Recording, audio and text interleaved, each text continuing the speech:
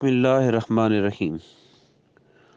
قرآن و حدیث میں حضرت لقمان علیہ السلام کے بارے میں جو معلومات آئی ہیں ان میں صراحت کے ساتھ ان کی اولاد کا ذکر نہیں ملتا، یعنی کہ تعداد کے حوالے سے اولاد کا ذکر نہیں ملتا، مگر سورہ لقمان جو قرآن میں آئی ہے اس میں یہ ذکر بڑی وضاحت کے ساتھ موجود ہے۔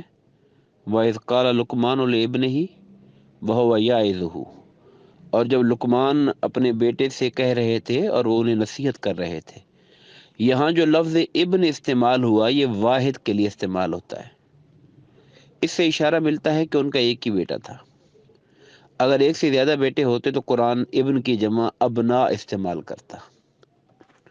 تفسیر روح البیان اور تفسیر ساوی کے اندر بھی ان کے اسی ایک بیٹے کا ذکر ہے، بلکہ تفسیر ساوی والے نے اس کا نام انعم ذکر کیا ہے، انعم۔